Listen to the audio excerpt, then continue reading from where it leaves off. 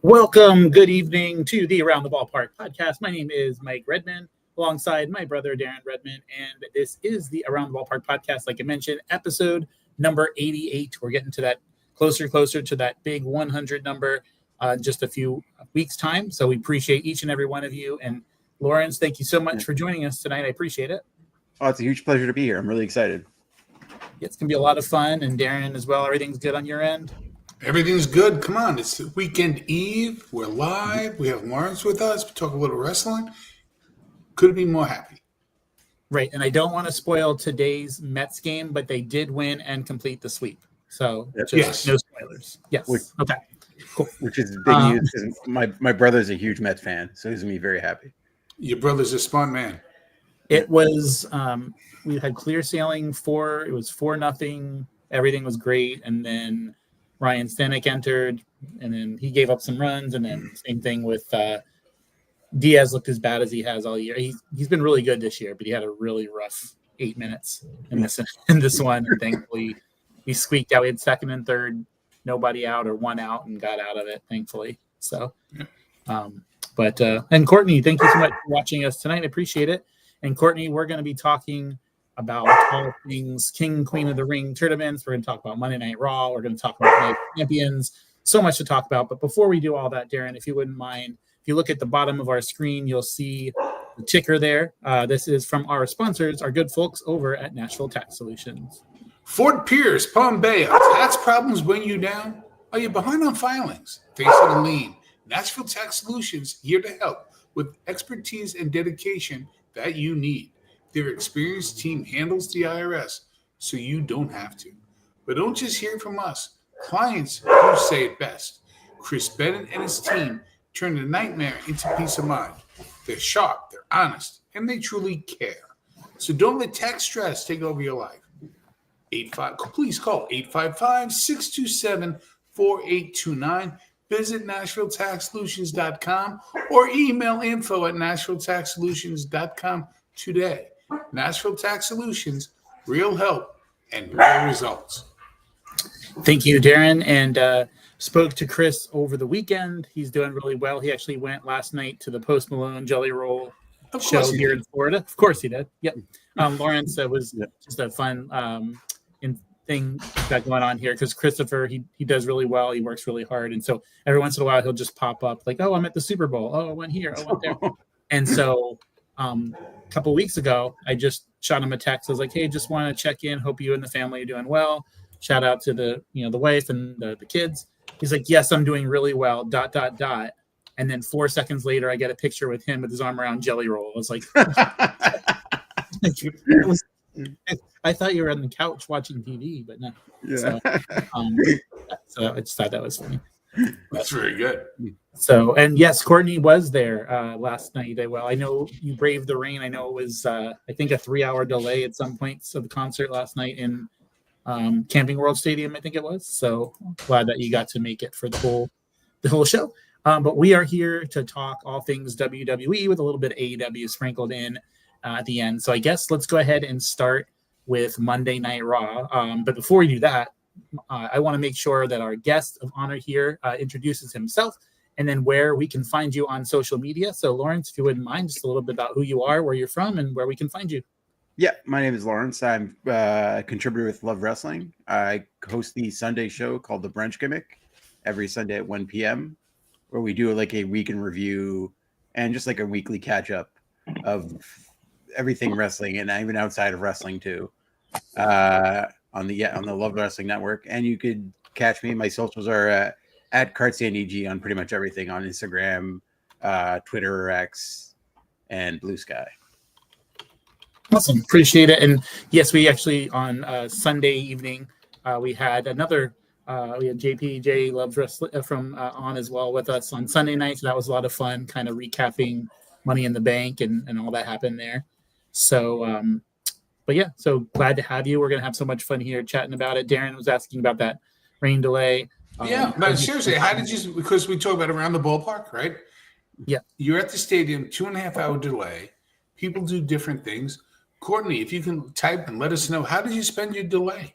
And maybe to the cast of people we have here, Laurence and Rabanio and Mike, how do you spend when you have a delay? Do you go inside? Do you sit at your seat? What do you do? I remember I was at the I was in Tampa for WrestleMania, and they kicked off the show, the fireworks galore, and then they made that announcement, that thing we've been fearing forever, right? Yeah, that's for an outside WrestleMania. We're in weather delay, and so we all had to take cover. And this is already a limited capacity because it was the first time people were in attendance since COVID and all that kind of stuff. So really, we all just kind of hovered around. People bought a bunch of merch and stuff, but we were on the upper level, so it wasn't a lot of places to go. So we were kind of stuck there. So, but yeah, go ahead and Courtney put that in the chat. Robert, thank you for joining us as well. We're just about to dive into Monday Night Raw, so I'll kind of kick things off. And Laurence, then I'll go to you first on this. But so on Monday night, going into Monday, the big thing was there's so much content lately. It's like premium live event, 3-week build, premium live event, 3-week build, repeat, rinse and repeat, right? So we get to Monday Night Raw and we're getting the effects of Money in the Bank, and they have this idea that they're going to do both a men's and women's King of the Ring and Queen of the Ring tournament that's going to take place over the next 3 weeks, culminating at Night of Champions. And this is actually a brilliant move for this short build because it kind of writes itself, right? And I really, really enjoy that they're doing fatal 4-way matches instead of the traditional tournament style. So you open up Monday Night Raw, of course. AJ Styles and Chad Gable have a match, not to be confused with El Grande Americano. Completely two different people, okay? But AJ Styles gets the win there. And then, of course, we get started with the women's Money in the Bank, Night of Champions Queen of the Ring tournament. So, Laurence, this matchup on Monday took place with Rhea Ripley, Kairi Sane, Roxanne Perez, and Liv Morgan. So your thoughts on that pairing? Were you a fan of this match, and were you happy with the outcome with Roxanne Perez winning that match? Oh yeah, I do like that at least in this tournament, they are leading more to the younger talent. I'm kind of expecting on the the other side of the bracket to see Stephanie Vaquer move forward, and Roxanne Perez. I'm very happy to see, because I've started noticing her when she was in Ring of Honor, and seeing her immediately from the very moment she joined NXT that they have a strong belief in her, and again immediately going into the main roster is heavily featured on TV. It's very exciting. Her future looks very, very bright in the company, and having her especially in this tournament style, is going to do her big favors. And I think that the bracket too is really well mixed throughout. Next week you've got more of a women's Hoss match, or SmackDown with Jade Cargill, Nia Jax. That match is going to be crazy. There's a lot. I don't see a bad winner coming out of any of those brackets or any of those matches. Any possible winner matches up well against the other. Yeah, no, and it really feels like since the very beginning with Roxanne, they're pushing her to the moon. Just from the beginning, they're just okay, she's going to be important, she's going to be featured, and they almost immediately they put her with the Judgment Day. They kind of had her in the backstage segments where she was you had to really be looking for it, but WWE loves doing those kind of Easter eggs, right, where they just kind of hide things in the back. So, yeah. And Robert, you got sideways on us there, so we'll I'm not sure if you know on your end, but you are At least on my end, you're back to normal. Okay. So yeah, and when I saw this pairing, I was like, okay, Roxanne, I think really needs to win the most. Obviously, we saw Nikki Bella there on the show, and she had a little interaction with Liv Morgan. I think I see where that's going. Maybe a tag team women's title match with the Bella twins and Raquel and Liv Morgan at Evolution 2 kind of feels like where they're going with that. But yeah, so that's what it was. I'm happy with that winner. I think that was a good choice there. Now I'm going to pull this back up one more time. This is the women's bracket, right? So let me go ahead and remove that. So we're looking at this bracket. So of course, on the bottom left-hand side there, you got Jade Cargill, Michin, Piper Niven, and Nia Jax. So Rob, looking at that side, I think out of the 4 different fatal 4-way matches, to me at least, this is the most obvious here, even down to who's taking the pinfall. But do you see any other winner coming out than Jade Cargill from this bracket? No, it's Cargill for me. Cargill for sure. Yeah, I think clear winner. Very interesting. It's not going to be Raw side versus Raw side, SmackDown, them meeting. I thought that was originally going to be the scenario there, but no, we're going to have a semifinal match with, it looks like, Roxanne Perez against Jade Cargill. That would be my thoughts here. So, but that's where they're going there. Darren, I'm going to ask you this question, just as a generalized question, but in that bottom right-hand side, you see names there. You got Ivy Nile, you got Rodriguez, Raquel Rodriguez, Stephanie Vaquer, who's like, talk about pushing someone to the moon. So she's there. But then we have Asuka, and this is someone who has not been on TV for a very, very long time. So my question for you, Darren, real quick, is just a generalized question, like something like this where they could have capitalized on kind of having this moment saved for a surprise instead of just like, bam, we're announcing it to the world that she's going to be there. Just from a marketing perspective, I know you're not as in to the product as the three of us probably are, but just from an outside perspective looking in, I guess I would say, what would be the marketing, like the decision, let's put it out there, she's going to be here now instead of just, saving that for a mystery spot or something like that? Because the fans have been wanting to see this person now for over a year's time, and they just, bam, she's there. They just kind of like snuck it into the screen. So just want to get your thoughts. And again, I don't know the world of wrestling as much as I would like to, and as much as you all do, but I've been doing marketing for close to 40 years, for Fortune 50 companies such as Dun & Bradstreet and such. And I think, Laurence, you hit on it earlier. You mentioned that there's a skew to some of the younger people. So you have to counterbalance that throughout the course of an event. So you want somebody who's got some name or some recognition, and leverage that old against new, something that feels comfortable but not too comfortable. That's what you need to do, because if you have too much of one, you can't have vanilla ice cream, chocolate ice cream all the time, right? You have to kind of split it up a little bit. I think that's a good thing. We're talking about it, and you three are very knowledgeable about the sport. So other people probably are as well. Why are they doing this? Listen, any conversation about it is marketing, and it's positive marketing. I have other questions I definitely want to ask the three of you later, because I have basically a viewpoint that might surprise the three of you, but I could document my feelings on it. But we'll get to that later. But okay, I'll definitely make sure I'll definitely make sure we come to that. And then, of course, that other side of the bracket, I call it the Charlotte Flair bracket. I feel like that's probably the route they're going there. I can see the writing on the wall, in my opinion. Laurence, just to get your thoughts, what is your prediction on the finals for the Queen of the Ring? Myself, I'm going Jade Cargill versus Charlotte Flair. Your thoughts? Yeah, I think it's going to be probably Jade Cargill versus Stephanie Vaquer. And I wouldn't be surprised if Naomi screws Cargill in the intermix. Again, makes her presence known at some point in this tournament. And I think this is going to be one of those statement wins for Stephanie Vaquer on the main roster. Like, I think this is the type of thing where they, especially for like a recently called up talent, like I think they truly, like, clearly very much believe in Stephanie Vicker because they booked her in 3 matches in under 24 hours. Like, Yes. I know. They clearly have a strong belief in her and her marketability. So like, I wouldn't be surprised if she ends up taking it.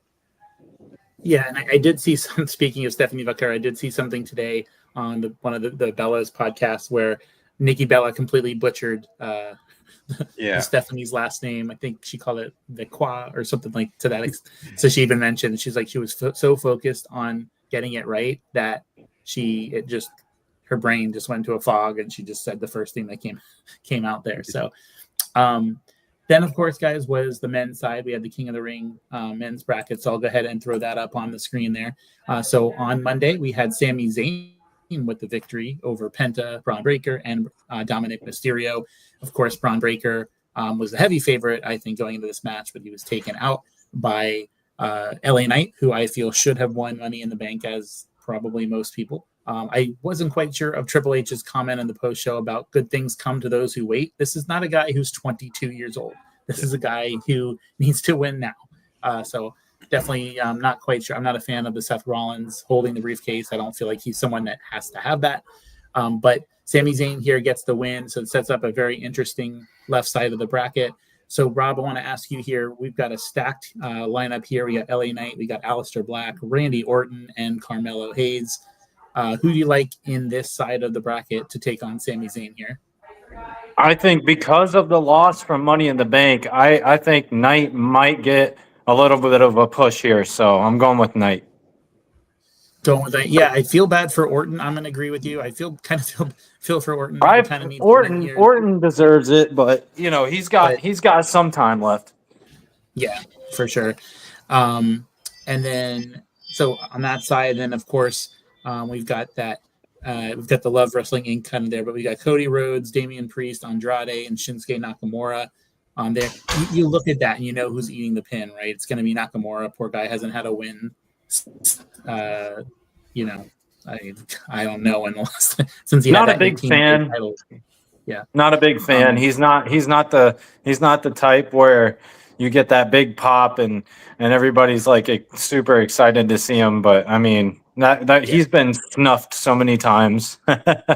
Yeah, I want to ask you, Laurence, in that bottom right hand side bracket, right? Of course, we have that mystery spot. So we know it's going to be Sheamus. We know it's Rusev. We know Bronson Reed. We kind of feel if Breaker's not advancing, Braun Breaker probably the same kind of deal there. Who do you think is going to be the mystery guy, and who would you put to be the mystery person? I think they're both the same answer because like over the last few days, I've been like more like sort of like optimistic because I really would like to see him back too.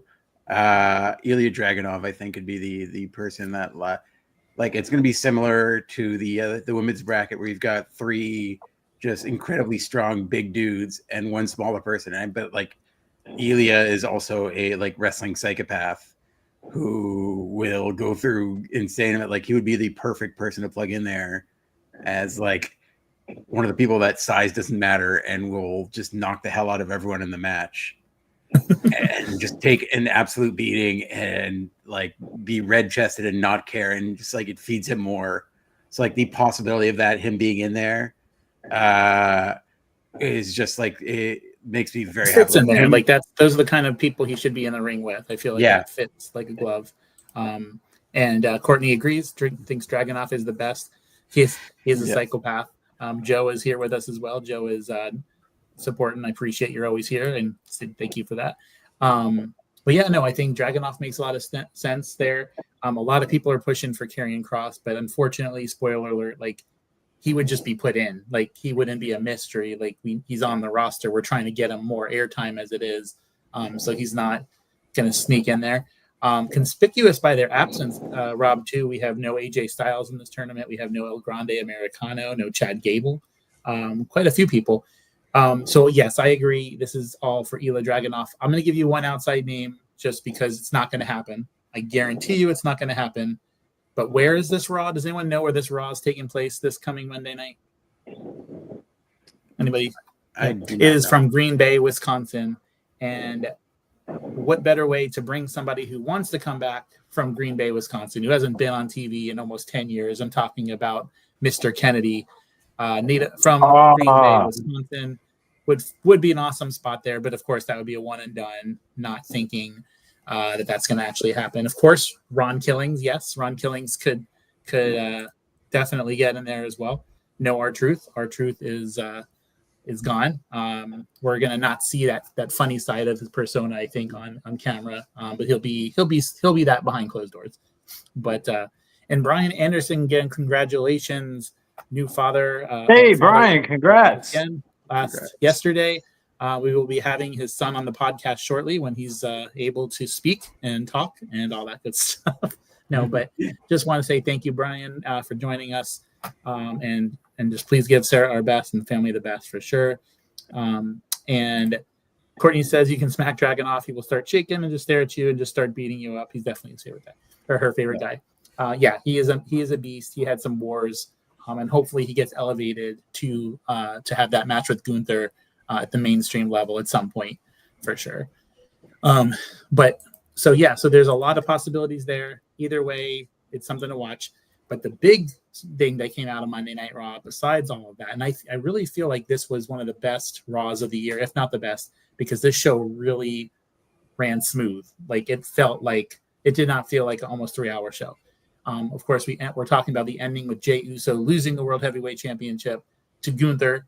Not huge by shocker. Some finish him move. We lost by a sleeper hold. But that last 5 minutes told a story that hasn't been told in so long. So while I don't necessarily agree with them taking the strap off of Jey Uso there, I do love the way that ended, kind of protecting Gunther is like, hey, when he's on the roster, he's going to have a belt. And Jey Uso can do some other things now. There was some, I feel like too much negativity in social media. Maybe they were listening to that a little bit. I do feel like that. And Laurence, your thoughts? I thought this was the best in the 5 series of their 2 matches, at least my opinion. We got to see a little bit more offense from Jey Uso outside of the super kicks. But what are your thoughts on how that all transpired? Going into the week, I had a decent feeling that it might happen because them pushing it to the main event and the setting up the last few weeks of this match that it felt more than just a one-off blow off Raw title match. I felt something was going to happen during this match, so I wasn't entirely shocked when Gunther won. I think Jay, I'm not for a first title run. I don't think this is going to be Jey Uso's last heavyweight title run. I think he's entirely too over, and anyone who's critiques him as being unfair and doesn't understand he is the biggest merch seller. He brings something out of the live audience that only few people can. That energy, especially for stuff that follows, he can bring up the energy in a show like nobody can. And I'm not a person who harps at the end of the day, most people don't remember the length of most title runs. Was the longest in the world. No, I honestly thought he was going to at least keep it till SummerSlam around then. But Gunther is a person that they've also booked to the point he is the almost the final boss of professional wrestling at this point. He is the guy that is from the moment he debuted in NXT UK. He punted one of the coffees out of the ring immediately. And that stare down, from that moment forward, he is one of the people that is just almost unbeatable and is a challenge. And every wrestler that comes against him is a challenge to beat him. Just beating Gunther and pinning Gunther is a big thing. So it is hard for Triple H not to book him without a title. So they're almost booked in a corner with him where he has to be consistent in the title position. But again, I'm not sad seeing Gunther with the heavyweight title. That dude is built to have that title and does bring a level of prestige to it. He does, and I feel like if Jay really would have held on to it too much longer with some things that can still be worked on, I think it'll be less accepted down the line for him to have a second reign. I think because this one was kind of cut a little bit short, as was his Intercontinental Championship run. I think it sets the stage for bigger and better down the line, whether that means a heel Jey Uso, whether it doesn't. One thing cannot be denied: on the mic, when he wants to, he's as good as anybody in the game on the mic. And so I feel like he'll bring this back up. Courtney mentions the fact that his son was there and watched him lose the belt was the sad part. Yes. Yeah. Feels like WWE, and that's going back to Vince McMahon too. It seems like hometowns and family members cause gloom and doom. It always means a big L when you're in your hometown city and when you have your family there. So, but Rob, I have a couple things for you in just a moment. But Darren, you had mentioned, and those of you watching, if you have any questions at all in the chat for Laurence, myself, or the panel here, go ahead and throw them into the chat, and we will get to them. But Darren, you had mentioned you had a couple questions you wanted to. Well, really, it was more of a question. One question that really doesn't have a right answer as much as your own viewpoint. You know, when I research the numbers, popularity, and Mike, you talk about it on our live shows all the time. The numbers are still there, and I equate. For example, I'm a big fan of NASCAR. It's a very niche entertainment system. People love it. Some people get a little frustrated with it, like I do. With you no longer go 500 laps. It's now kind of, you go 50 miles, you take a break, you drink a juice, you have a juice box, pat on the head, and then you go, you race some more. And I bring all that up because you mentioned about how the crowds, Mike, for example, specifically in Vegas, are different now. They're not intense. They're not as really focused on the characters as much as they're seen and want to be seen. NASCAR ratings aren't horrible, but they're not what they were, say, 15 years ago. It doesn't make it better or worse. It's just different. Do you find wrestling to be going through something like that now, especially with some of the changes that are being made at the top? So I'll start, and then Robert, if you want to jump into there. I think right now the way the thing's going with the product is the only thing stopping them from exponential growth. Like, we hear the facts, okay, they're making more money than ever before. Well, that's because they're charging $350 for nosebleeds instead of $25. They're not bringing more people into the building than usual. They're just charging more for tickets. But the only thing really stopping them right now is they're being run by TKO's perspective. And why we saw R-Truth being released was because, they just looked at financials. This guy's getting paid a lot of money. He's not performing every week. This is a cut we're going to make. So they're not as now. But they've got the heart and all the audience. What we saw them bringing him back after that doesn't happen. That took the WWE universe voicing their concerns and their frustrations, talent voicing their frustrations. So I think right now with NASCAR, they're not doing anything to really generate more buzz into the product. It's just like their product for who's already there. And that's one of the problems with AEW. They call them the sickos. But with AEW right now, which I think is turning the corner and is improving, I feel like they're not doing enough to really get that other group of people. They're just performing for their niche. And I think WWE sometimes will make a lot of mistakes, but they'll correct those mistakes, and they will book basically for the fan. They may not get there as fast as we want them to get there, but I think at the end of the day, they do what people want. So Rob, what are your thoughts to that question? My thoughts are that I think the crowd in general, depending on where you go to, but I think the crowds in general are getting more into it. I think that, they may have dropped the ball a little bit here and there. But I think them listening to the fans more and hearing us out, and when something goes wrong, like letting go of R-Truth, and then you bring them back because everybody's like going haywire and crazy. Why are you letting this guy go? This is nuts. This is crazy. And then they're like, oh, well, that was a very bad mistake. Let's fix that. I think that's important because they didn't really have that in prior years, especially with Vince McMahon. He's just do what he wanted. It was his decision. It was highway, no way, that kind of thing. So I think that helps a lot, and it's only going to go up from here. But prices, I don't know if I agree with them charging more, but it seems to be working. So Go ahead, Laurence. I'm sorry. Yeah, no, unfortunately, they're charging an arm and a leg for everything. Every Yeah. single press conference, the gate was higher. It's the largest gate. With the Intuit Dome, I was talking about this on Sunday night. If you watched that first 15 minutes, you would have thought they're full of, what? Like there's a billion empty seats there, and these are seats that light up if no one is sitting in them.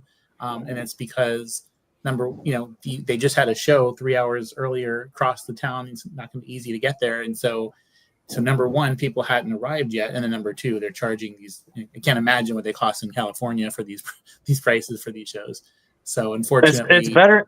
It's better than paying an arm and a leg for your face to show up on a screen in the seat during the COVID days.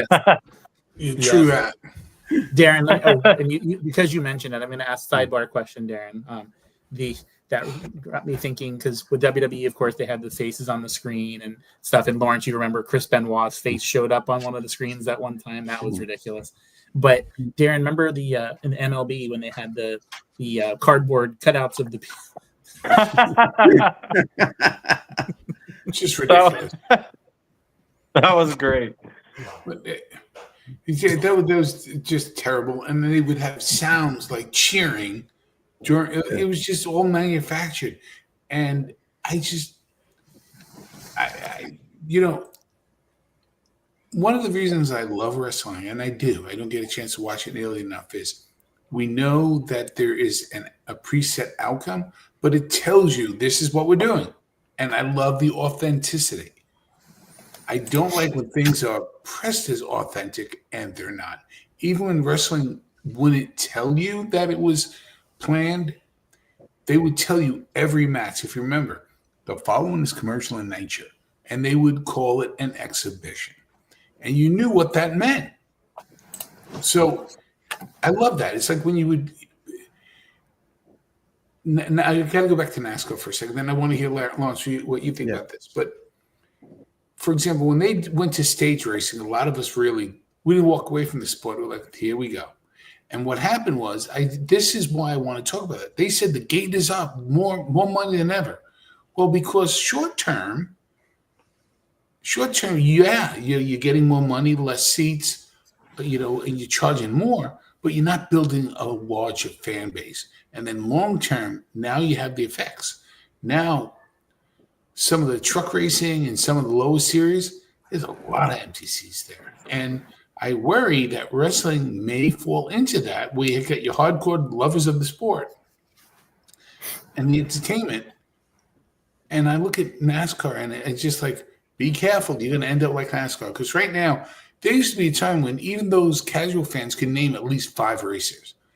Tough to name 5 NASCAR races right now if you don't know the sport. Yeah, I've been thinking about this for like a while now too, because you do have WWE who, and I think the R-Truth situation was like one of the zeniths of it, the straight up like TKO corporate greed sort of thing. Like they don't look at the person, they just look at the number, or like he makes this much money and is this age, and like they didn't care the effect of what would happen to the locker room or how the audience would feel about it. And they learned very quickly, and like learned also that R-Truth or Ron Killings is a very smart man and played that whole situation brilliantly. Like he had them call them they called them multiple times throughout the week to try to get him back, till finally the boss had to call him, and he got pretty much all his demands, like getting his own name back. So when he leaves, he has the marketability of wrestling under Ron Killings, and like on the biggest stage. So the name's already massively out there. And like especially with the ticket prices, there's going to come to a point where like a lot of people, like families, you can't bring your kids anymore. Like a lot of times, like fathers and sons are like they bring their whole family to go to a WWE show, and that's becoming less and less possible. to do. Like, I think that's where AEW can also gain market share because they very smart. Like their ticket prices are still affordable, and like more people are going to go. Like, yes, the product leans a little more like is a little more violent at times, but like they still have a very good product on their own. And I think them continuing to, I think they're best when they book themselves as the alternative instead of just trying to be a WWE copy. And like we saw, like it got a little weird there where the last few months, and like especially now it's turned a corner. It's gotten like the quality's gotten better, especially at the last pay-per-view there. Like because they've being themselves again and showing like, oh no, we're gonna put some of like the best 30-minute matches you're gonna see on a regular basis. Like we are about the in-ring content more like first, and like WWE is gonna eventually. I do think eventually they're gonna start seeing less and less people show up, but like again, like they've got their Netflix deal, so I don't think anything's gonna really hurt them in the long term. Like they like also like making a strapping advertising on literally everything they possibly can at this point. Like they're getting every dollar out of they can possibly get, which like aesthetically is not the most pleasing thing in the world. Yeah, and it's tough because you talk about the like just from Netflix, from CW's for NXT and for USA's for Raw. I think that's like $8.5 billion just on their TV shows. That's before they sell a single ticket, before any merch, any of that stuff. And unlike AEW, they're not paying full, hotel rooms and airfare and stuff like that. AEW takes care of those kind of things and stuff like that. So that's what's hard when you see, it's budget cuts. Well, okay, if you're making $8.5 billion before you sell a single ticket to a single show, and you're releasing someone who's probably making $250,000 a year, are we really like? Is that a necessary? Just be honest. Like, we don't have anything for this person. It's budget cuts. I mean, I get it. You got to trim some stuff here and there. And for the most part, most of the times we see names go, we're like, oh, I feel bad for them, but yeah, I kind of get it. Just wish it was like they've been doing it too. If you notice, like a lot of times right before SmackDown goes live, we're like, hey, here's 7 people we're releasing, but we're going to feature some of them on the show tonight, just always found that funny.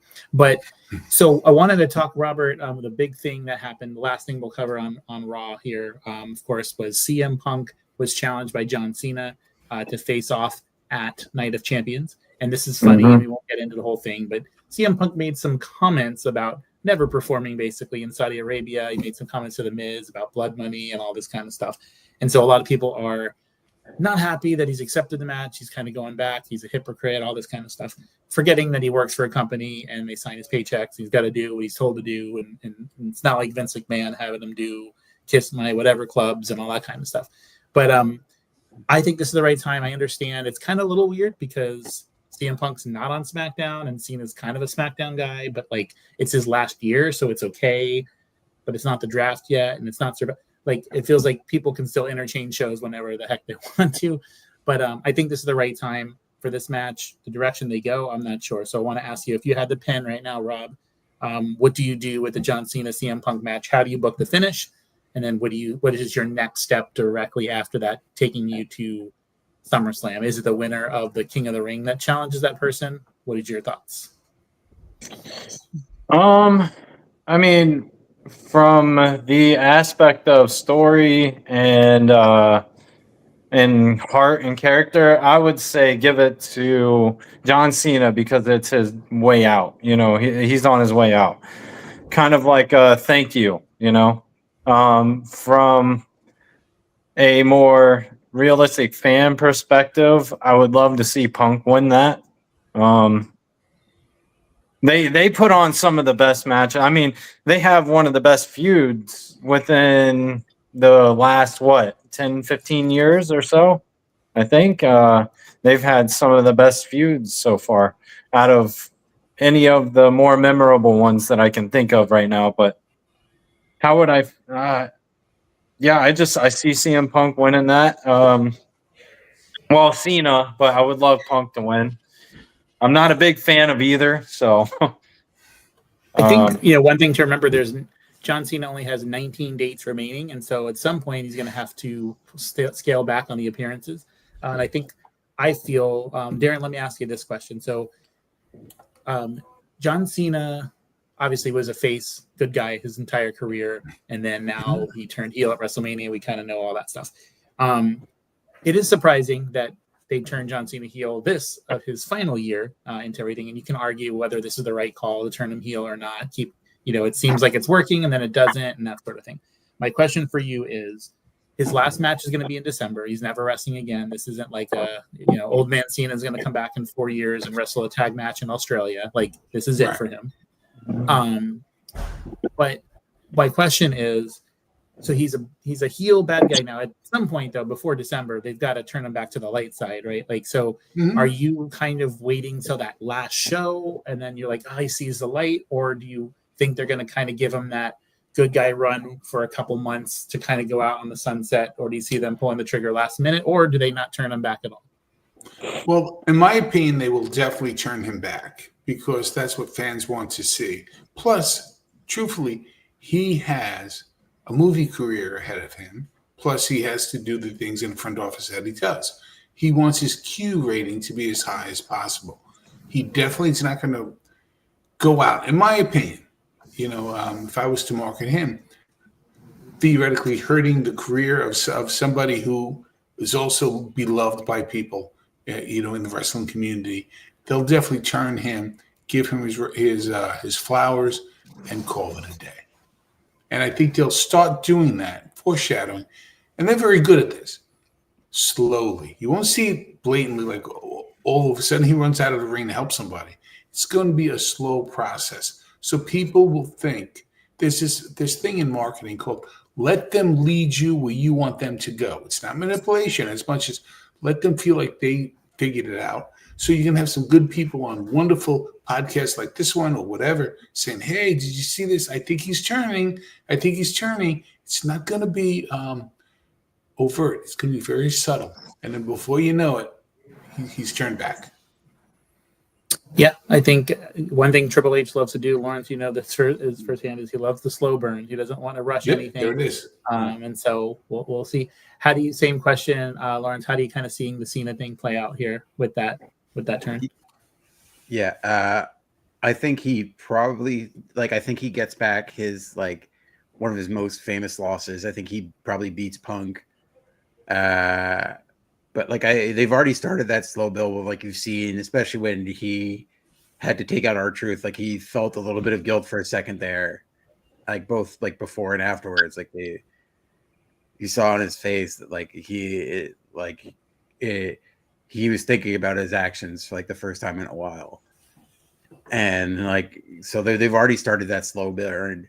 I wouldn't be entirely if Punk wins, I think then Seth Rollins immediately cashes in and takes out Punk. I think their rivalry is too deep there. He cannot, it would kill him inside to see Punk as champion. So I wouldn't be surprised if Punk wins, there's going to be a double title change. I don't think he holds that title for very long. But yeah, I honestly, I think Cena holds on to at least SummerSlam, somewhere around there. And then he might if he loses the title there, it starts continually him second guessing his choices continually about losing this title. And although he has been teasing taking the title home with him, but I don't think that's gonna happen. I think somebody at least a month before he leaves takes it from him, and it's gonna start the wheels turning in his head of was this all worth it? Who did I hurt along the way? And he eventually, I agree with Darren, he comes back. He especially that his last show is probably going to be in Boston. Yeah, I think it is. Yeah, there's no way they're going to let him go out as a heel in his hometown. No, definitely not. We got about 15 minutes left on this podcast, so we'll run through a few more things. Robert, real quick, 10-second answer. on a scale of 1 to 10, 10 being super excited, 1 being no, don't happen. How excited are you for Goldberg to be on Raw on Monday night? Who? What number Who? would that equate to? Yeah. Who? The physical education teacher from that Oldberg. Oldberg. You mean from the Goldbergs, from the TV show Yeah. The Goldbergs. He was a physical education teacher, right? So, because I hope to God that that's not why Gunther won. I the title, really so hope Goldberg not. challenge No. for that. But everything you read on Goldberg, it's like he can't run right now, so he's going to wear Yeah. a certain outfit because he can't wear the shorts anymore because he's. I'm like, well, then why do we still have to sign him? Like, can we put his retirement match on main event? Like, do we have to put it on? Like, can he face Karrion Kross at main event? Like, do we have to go on a pay per view for this or PLE? But yeah, same. No excitement levels there. Okay, so I was just curious about. I do want to ask. I want to touch on Karrion Kross, and then I want to touch on AEW. With Karrion Kross and Robin Laurence can chime in here, but he is like the top merch seller right now, and he's not even getting any TV time. He's had 2 TV matches this year. He's had a SmackDown Battle Royal, and then he had a match with AJ Styles, and that match was great. You see him every week. I think this past week they put it on during the commercial break, so not everyone even got to see it.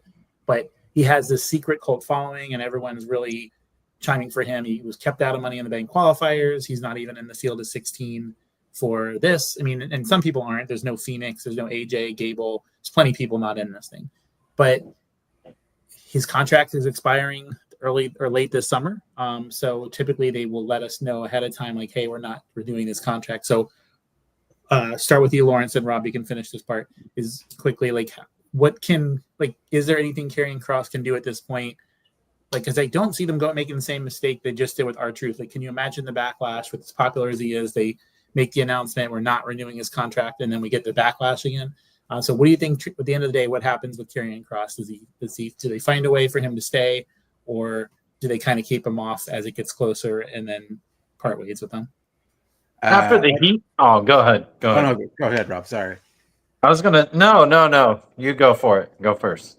Yeah, I honestly think right now he is like another person in the long line of wrestlers who have organically gone over, despite the best wishes of WWE to have the opposite happen.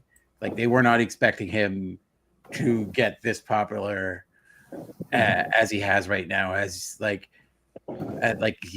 fact that, like, once a professional wrestler is able to show their own personality and less of a forced character or forced like lines, they get like a lot of the times they get over on their own. And this is what's happening with Karrion Kross. Like, same thing when stuff like Rusev Day happened, or like stuff like that. Like these are people that got over on their own, and like it's just not in like the WWE's creative plans. Like, sometimes they just won't pivot, like stubbornly so will not pivot or give more TV time because to them they know better than the fans. Like, I think the R-Truth thing might just be a like one-off, and that's because the backlash was so extreme. Like, especially everyone in the back. I think that's what knocked it over the edge. There was he was so beloved in the back, and you had Road Dogg, one of the head writers of SmackDown, talking about how he was missed, like that, like had how he was shocked about it. So like, use clearly that people both in creative and in the back, I guess, R-Truth. Like, I don't think Karrion Kross is like obviously well liked and has a lot of friends back, but like isn't the same level of popular as R-Truth is because he hasn't had that longevity in WWE yet. But like he is one of those people that like it sucks because he's done so well the last few months, and truly like I think he's doing stuff in it like interesting now with Sami Zayn being like the foil there and trying to convince him not to play by the rules as much to achieve his goal.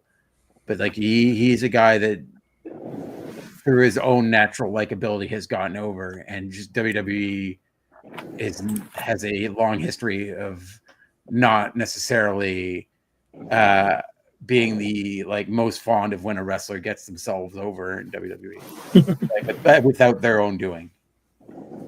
Yeah. No, good answer. I like that. And Rob, your response on that? I was gonna say alone, with the match that he had with AJ Styles, phenomenal. And AJ Styles obviously is phenomenal. I've mentioned it before that a lot of the stuff that you see, the high flyers and all the amazing tricks and flips and all that you see now, a lot of that came from AJ Styles.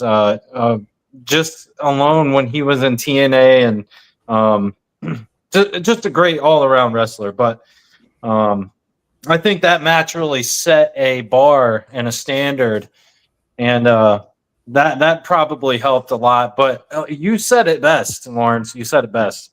He's a guy that just organically got himself over, and especially with what happened recently with R-Truth, there's no doubt in my mind that they're probably sitting back there in the back scratching their heads like, yeah, I don't think we can do this again.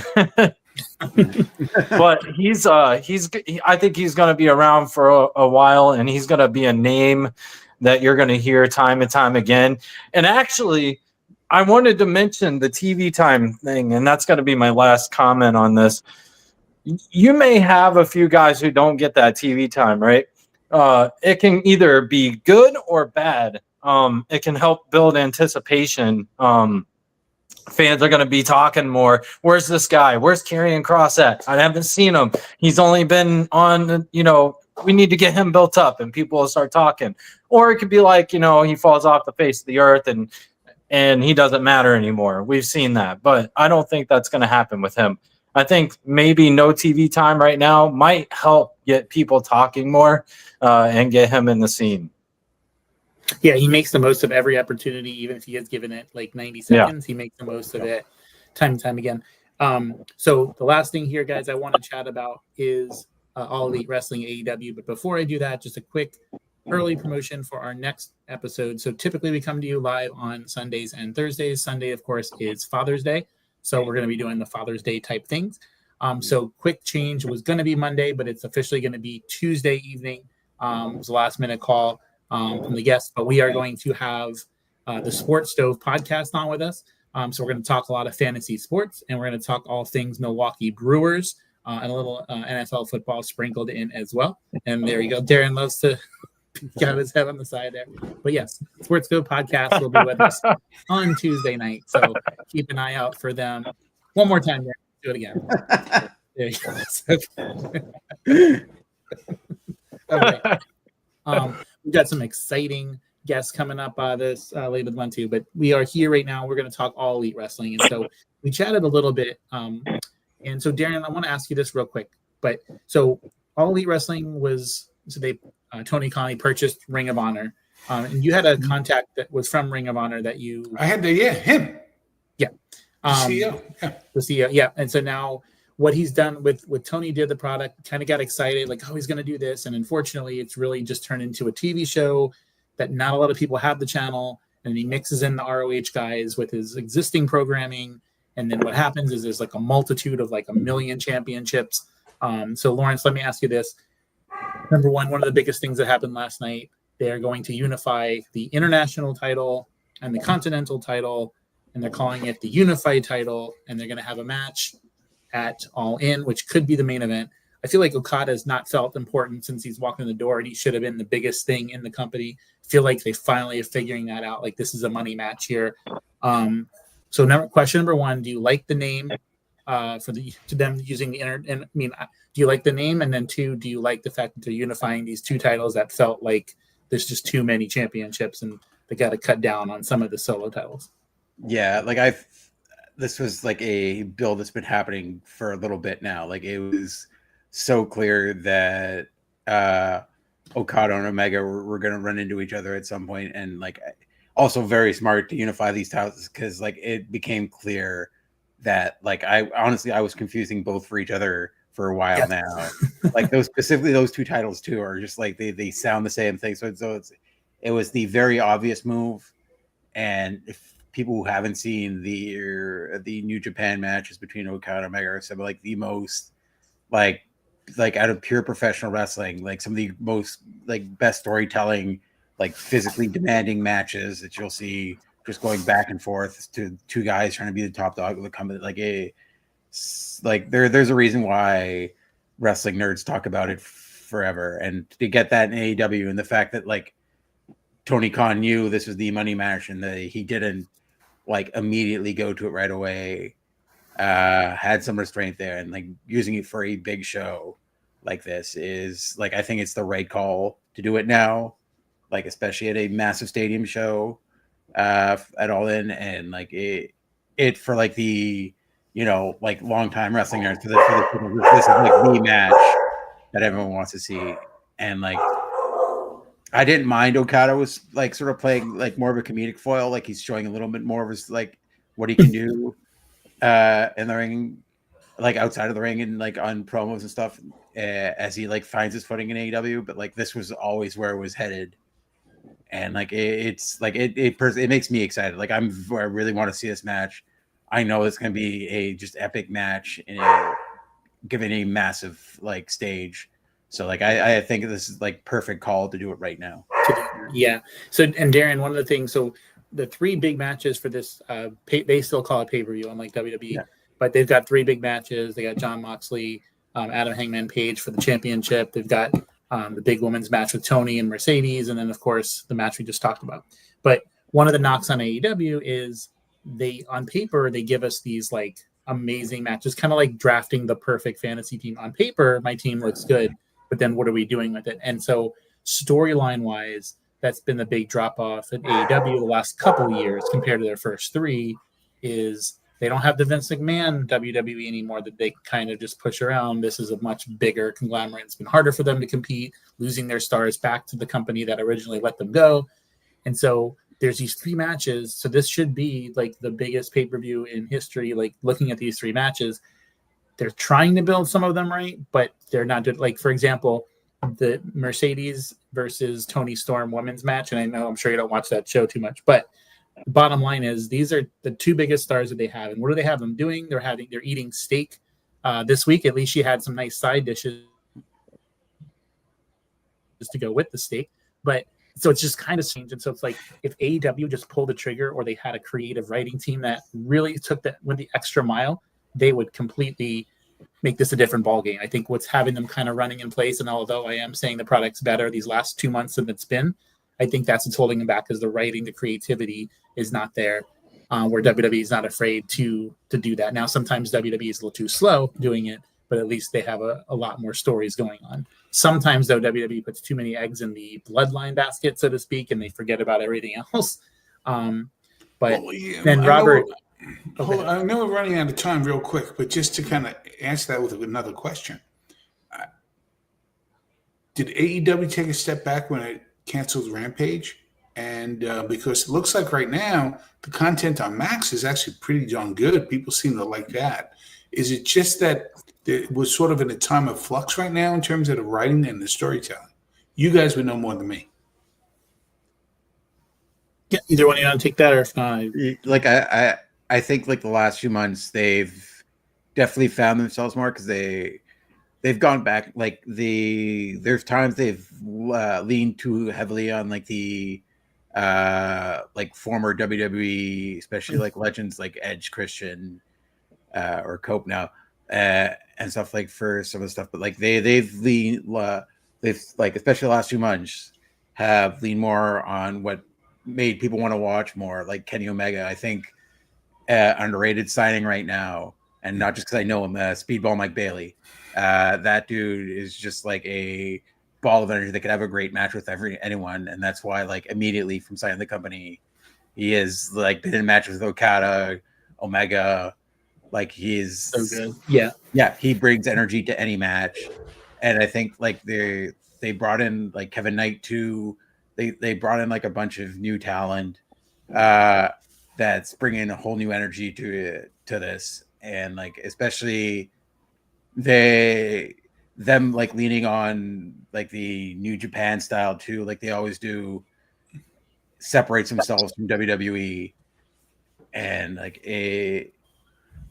I think like they've definitely starting to find themselves again. Like it's still a very young company in the grand scheme of things, and like they're starting to hit their footing again, and they have to realize that they're definitely they're the alternative and not trying to be like the exact same as WWE. Like they have something, they have money in Tony. Like I think they're gonna stick the landing. Like granted, it's been really weird between Mercedes Moné, like with the eating food at the thing, but I think they're gonna stick the landing there. I think Tony Storm is like entirely too talented, and the storytelling with her, like especially with Mariah May, like that should have been the main event of that pay-per-view. Like that was sort of the best all around. Like not only like absolutely amazing match, perfect storytelling. The fact it feeds in perfectly to Mariah May's new character in NXT, that it, like you can headcanon that like it like hurt her so bad she had to change her name, and she's still sort of playing the starlet. Blake Monroe, Blake Monroe. Like I think like they're definitely like I think cutting a show helped, just streamlining creativity and stuff. Like they do have ROH, which they forget about, which like there's still a lot of talent there that like because for a while they had because Darren back in the day they had just Dynamite, then they added Rampage, and then they had AEW Dark, and they had Dark Elevation, so they had 4 shows, and then they realized Rampage, ever since the debut episode with CM Punk, really wasn't going anywhere, so they got rid of Rampage. They added Collision. Collision was hot for a little bit, and now it's just kind of like an afterthought. I just think Saturday Night Wrestling, that's not something people really want to spend too much time on. That's not something I'm ever going to stay home on a Saturday to watch professional wrestling unless it's a PLE. Now, of course, the big ones have people over and all that kind of stuff. But so I think Collision, if it was on. Do you guys all remember that? And you can look this up. In the 1990s, WWE preempted Saturday Night Live once a month with a live, not a live, but to a broadcast show from the WWE on Saturday night, but it was 11:30 at night. It actually did very well. The Saturday night's main event, and they bring that back, so they actually contracted to 4 per year now, like special. So they'll do 4. I think they've done 2 this year already, and I love that they bring Jesse the Body back for them. And stuff is super cool. So last question of the night, and we will cut this off right after that. We'll just do a quick panel around the room. Rob, let me ask you this question. If I gave you a jetpack, if you went in the locker room right now and I said, here's a jetpack, you can strap one on to a female talent and one to a male talent, who is that person and persons for you? Meaning this is the guy, you're the guy for the next 3 to 5 years that we want to strap this to. That's tough. I can think of a couple, but you only get one jetpack. I don't know. I don't know because 2 would be tough for me. It's hard to pick. I like a few. I like Karrion Kross, AJ Styles. I know he's been in the game for a while, but he would deserve one. I think Jey Uso still got a lot of gas in the tank. You know what? I think I would give it to Jey. If he can just fine-tune some things, I would give one to Jey for sure. On the women's side, that one's tough. I think Rhea's going to have that one for a while too. Okay. And Lauren, same question? Yeah. Again, like there's a little bit of bias there, like